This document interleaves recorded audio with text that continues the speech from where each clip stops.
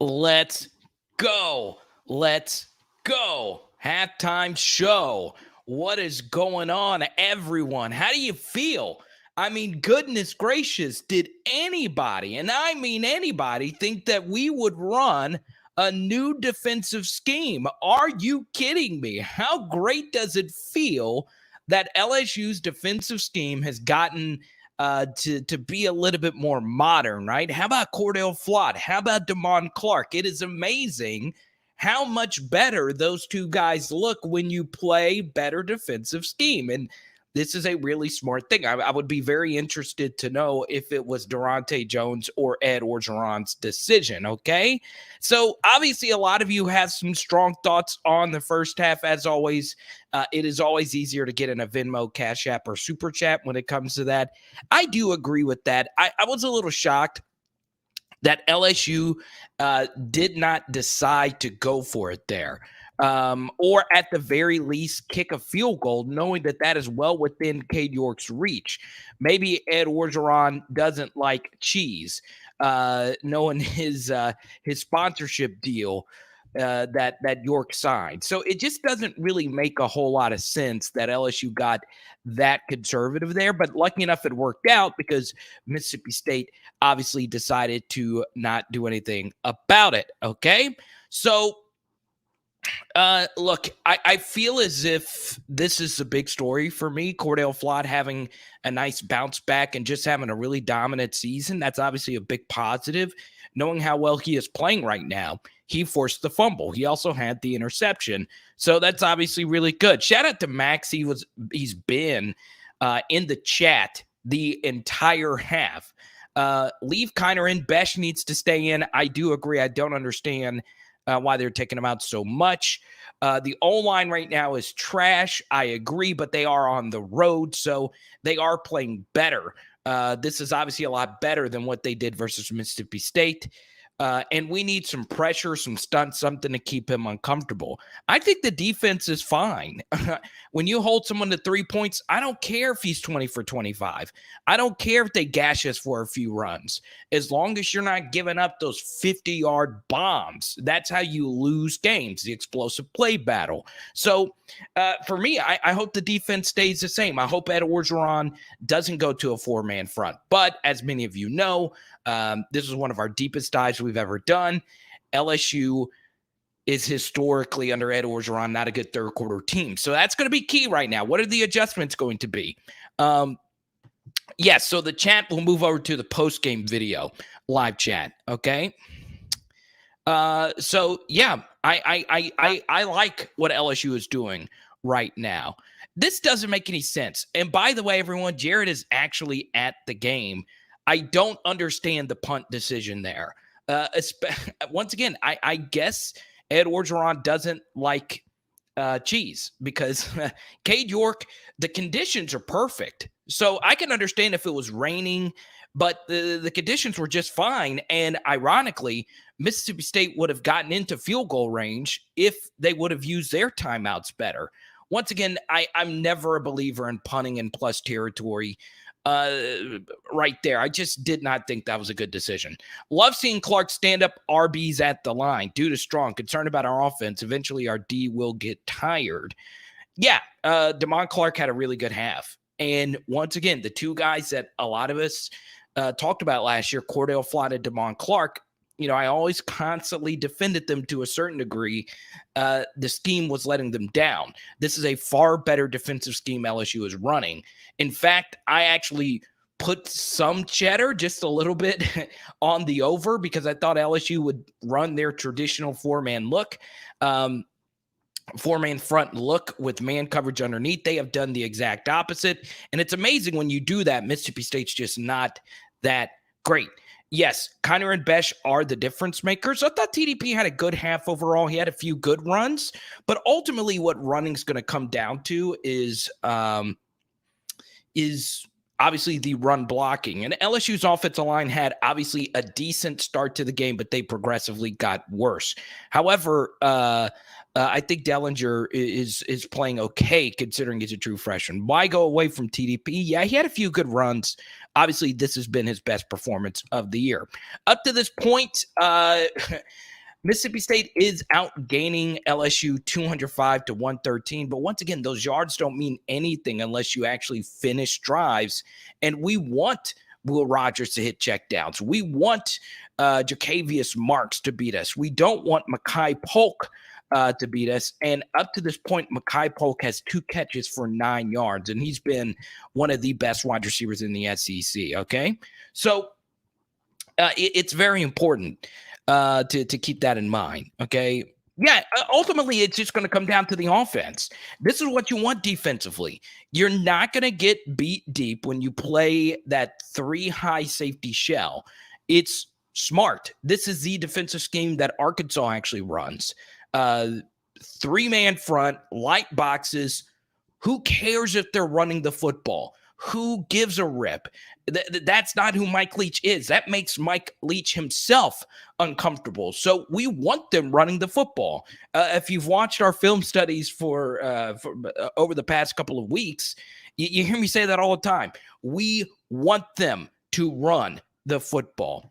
Max has been up and down. He's obviously made some really good throws. The touchdown throw was really good. Earlier in the season, Max would run 30 yards backwards and float one in the air. This time he stepped into the pocket, which was smart, and delivered an absolute strike. But ultimately, the offensive line needs to get better. Roger, let me know what you're referencing here. Let's see. Yes, Cordell Flott, big time. Once again, I'm getting a lot of comments here. So, yeah. Once again, I thought this game was going way over because I thought LSU was going to run man underneath. And once again, I guess Vegas knew something that I didn't know about LSU's defense shifting scheme. Once I saw LSU come out in a 3-man front, I was like, okay, there's no way this over is hitting. But yes, Max needs some quick routes. His deep ball is lacking. Yeah, the interception was not a good throw, even though Deion Smith needs to do a little bit better job on his go routes as far as fighting for that ball. If you're going to throw that, you got to just chunk it as deep as you possibly can to make sure that no one catches a football at all. So, yeah. I know. I felt bad. I thought for sure. I don't know who in the world would have thought LSU would actually change their defensive scheme. So once again, that is my apologies. If LSU was running their old coverages, they would be getting destroyed right now. But lucky enough, we are doing what we need to do defensively. Okay, now it just comes down to the offense. If you hold a team to 3 points, you can't blame the defense giving up 205 yards. I don't give a rip about yardage. I don't give a rip about 6 and 7 yard runs. Let them have that. You know, Mississippi State wants to get the football down the field. They want to get their deep crossers going. And even when they hit Austin Williams over the middle, on their field goal drive, one of those throws was just really elite. Micah Baskerville lost him, and he put that ball in a tight window. That's what we want. We want Will Rogers thinking he could fit the football in the tight windows, because if he does, he's going to keep throwing it into heavy coverage. So, yeah, BTJ's also had a really good half. So, once again, let me go ahead and just go through a few stats here. Average yards per play, LSU's at 3.9, Mississippi State's at 5.1. So this comes down to Max Johnson, this offensive line in LSU. Once again, Deion Smith had a critical drop. It was a difficult catch, but this is the SEC. You got to make that catch. Big fan of these halftime streams. I'm a big fan of you, Grant. Thank you for your super chat. And Grant, if you have any comments, let me know. I'll go straight to it. Yeah, number 13 is a really good player. Okay. So, yeah, I would love someone to specifically ask Ed Orgeron whose decision it was to go to the 3-man rush. Honestly, this is what I was referencing about Derek Stingley Jr. If Sting getting hurt forced LSU to go to this defense, That's that might have been the case. What was LSU's views on this? And I wish we had staying healthy in this scheme, because he might have had an interception or two up to this point. But yes, this is exactly what I have been clamoring for quite some time.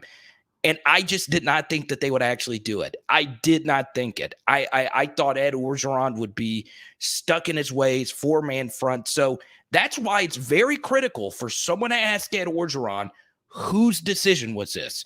Was this Durante Jones's decision? And I always say this, I wish the coordinators were made available to the media. They are at about half of the college football schools. It would be nice to hear from Jake Peetz and Durante Jones. I got to call out Jake Peetz here. We were running tempo early, and then for some reason we slowed down and we lost our rhythm. I don't get it. Yeah, and it wasn't. Let's be fair. It's a good comment, AMAC. And welcome to the channel, AMAC. If this is your first time commenting, Dion and Max don't have as good a chemistry as some of the other wide receivers, because while they did have a good game together against Central Michigan, this game they just haven't found it just yet. They've had a few catches up to this point. So yeah, look at my post. What was your post? I'm getting a lot, Big Al. Let me see. Yeah, no push. Mountain Dew, what's good? Black Goatee, thank you for your super chat. Let me see. I'm trying to get to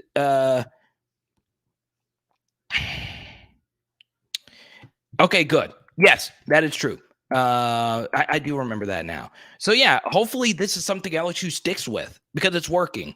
I would like to see a BJ 8 and a stand and a 3-man. Yeah, I would like to see that too. I know he rushes out of a 2-point from time to time. I would like to see LSU mix things up. One thing I would do LSU to, and this is something you have to do as a coaching staff, you have to have new defensive schemes for the third quarter. What I think would work and what I saw on film is Mississippi State's offensive line struggles blocking twist stunts. So if you do show them some 4-man looks, make sure you throw some twist in there. And BJ Ojolari is one of the best twisters as far as going inside or going out. Go look at the Florida game. He was absolutely phenomenal. Little height was good. Let's see. Mason's had a good half at defensive end. The good thing about Mason at D end is that it does give you a little more chunk in the run game when you're running a light box. So it's absolutely phenomenal. Let's see. Let me go. Yeah, what's up? Any given Sunday, Saturday, across the pond. Matt Wyatt told me when I interviewed him, Forbes is going to be playing on Sundays. Matt Wyatt is such a great guy. I would text him, but he is calling the game. Yeah, I think somebody is streaming it on YouTube. So there you go. You got your lucky clothes on. There you go. Shout out to a few of you. A few of you were actually at the game. Yeah, LJ, it does help out that Will Rogers is a statue.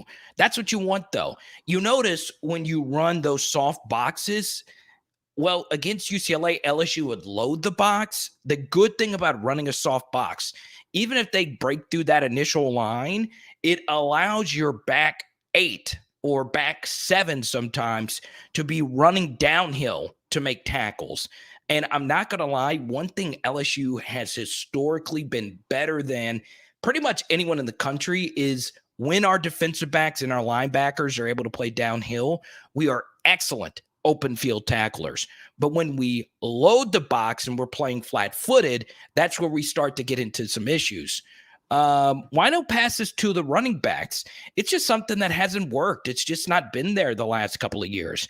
And on the other side of it, I think Mississippi State is going to really start checking down more often to their running backs. Once again, guys, let me know when the game comes back on, and then I'll get off because obviously I know you guys want to focus in on the game instead of my ugly face, okay? Let's keep it how do you fix the offense and start getting points? Now, this is a good question. Obviously, the running game was able to get going. So when you are given a really light box, you do have to be able to chunk it for 5 to 6 yards. You also got to make some difficult catches. But ultimately, the biggest change I would make is start speeding up the offense. When you slow things down, it allows Mississippi State to get a little bit more exotic. Then your offensive line starts to overthink. And what Mississippi State started doing was throwing a bunch of different looks to that offensive line. They started throwing some twists. They started throwing some stunts. They started getting pressured. A lot of you are familiar with this young man, Aaron Brule out of New Orleans, has really given us some issues for whatever reason. Danica Patrick's an attractive lady. Thanks for that, Max. Yeah, I think the entire crew picked Mississippi State, though. I think Durante was a good hire. I think he outmatches his first game and lack of experience, but the improvements are there and the creativity is there. Absolutely. What's up, Matthew? Offense is so vanilla, Les Miles' version of the spread. I agree. I would like to see Jack Bech get a little bit more involved. He had a really nice catch on a third down. But I like LSU's wide receiver rotation. Obviously, the big difference maker in this game has been BTJ. My goodness. Blocking does need to improve, but true freshman wide receivers are never good at blocking. Let's see. Oh, yeah, she did pick LSU. Or did she? I thought all of them picked Mississippi State. Yeah, O-line class. Let's see. Yeah, he had a third down conversion a little bit earlier. Let's see here. All right, let's go to this.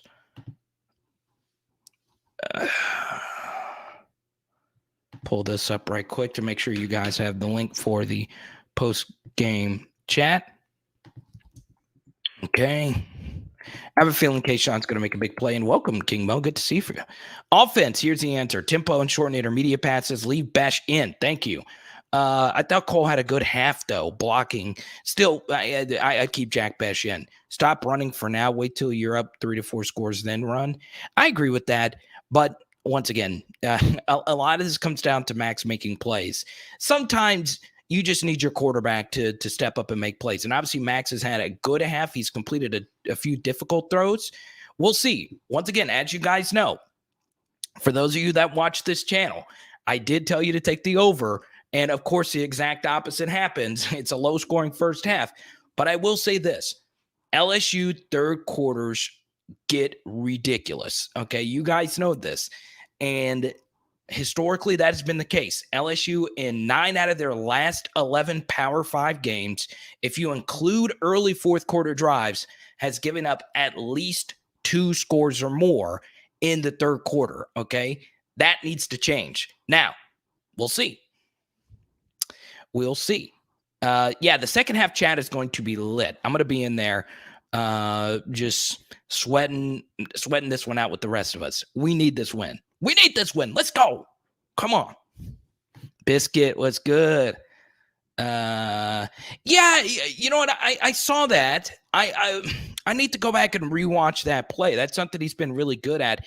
I don't know if they ran a twist and it fooled him. I don't know what the call was there. So I do need to rewatch this. I have gotten a few messages about Ed Ingram as well.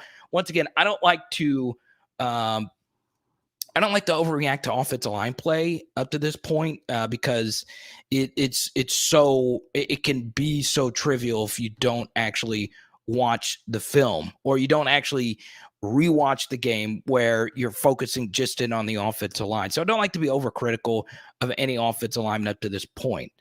Okay, so these are our halftime stats right here. Once again, this has got to get better right over here. 205 to 113. We've got to stay on the field. We got to make them pay. At least we've been better in the red zone. Yeah, I'm pulling for Arkansas today as well. So the game's back on. All right, guys. So once again, make sure you come back, join this chat right here. Okay? Click this link in the chat. And when you click that link in the chat, guess what? You'll be chatting with everyone that's watching right here, okay? So right here, okay? D from the Ville, let's go. Let's go. Okay. Anthony Bradford in at left tackle. Okay. We will see what happens there. Okay. So right here, the post-game live chat. So this is it looks like this. OMG. Wow. Okay. What channel is the game on? ESPN. Okay. So we will see you guys after the game for the post-game live chat. Let's go. Let's get this dub. Let's go.